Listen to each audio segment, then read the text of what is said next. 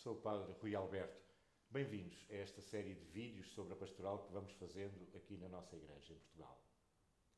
Na área dos romances históricos, Stephen Taylor é um nome bem conhecido entre nós. Tem uma série de romances policiais ambientados na Roma Antiga. Há tempos li 2 títulos dele que fogem ao género policial: Roma e Império. Acompanham a saga de uma família, os Spinari, desde os tempos míticos anteriores à fundação de Roma até meados do século II. O segundo livro, Império, acompanha esta família desde o fim da República. No final, o autor faz alguns comentários sobre as diferenças entre os 2 volumes.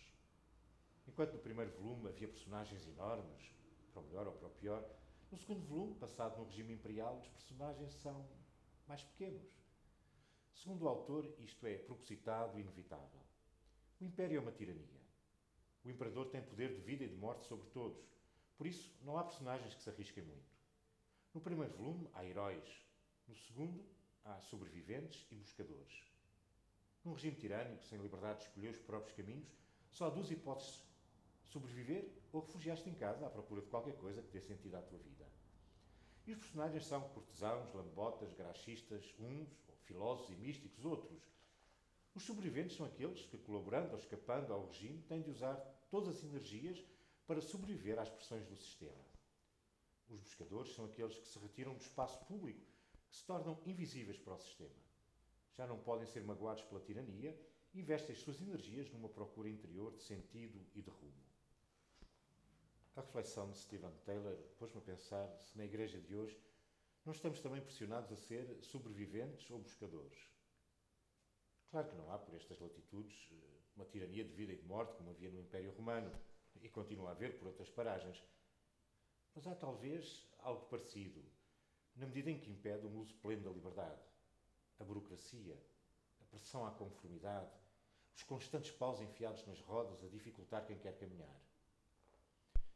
A burocracia sempre houve na Igreja e nas sociedades desenvolvidas ela é bem forte e pode ter contagiado a Igreja. A burocracia não é a necessária existência de organização e de normas. É pôr as normas à frente de tudo. Pôr os procedimentos à frente das metas.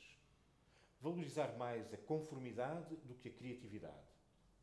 Dar mais apreço à segurança do que ao entusiasmo.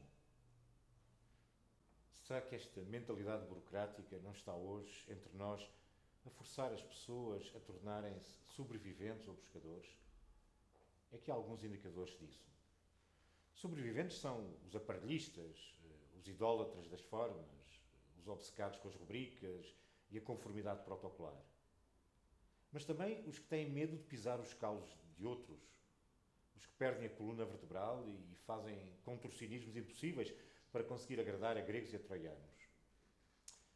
Claro que nem todos os sobreviventes têm esta nota negativa.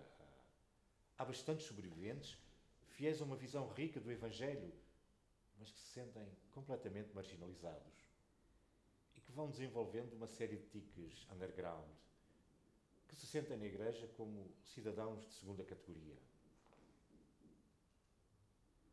E há também os buscadores, aqueles que buscam uma qualquer fé fora das paredes da Igreja, porque não há espaço para eles dentro dessa Igreja feita de regras, moralismos e protocolos desencarnados. São também buscadores aqueles que dentro da Igreja se veem obrigados a investir principalmente na interioridade, porque se sentem bloqueados quanto à possibilidade de intervir no espaço público. Bom, não sei se estas categorias fazem ou não sentido para descrever algumas situações que vamos vivendo em Igreja. Acho que sim, mas gostava de ouvir a vossa opinião. E, acima de tudo, gostava de sonhar com uma Igreja mais arejada, onde o Evangelho de Jesus, todo o Evangelho, estivesse no centro. Seríamos certamente uma igreja com mais diálogo, com mais possibilidades, com mais cabeçadas também, mas sem dúvida uma igreja mais rica, mais capaz de andar à chuva, mesmo sabendo que quem anda à chuva se molha.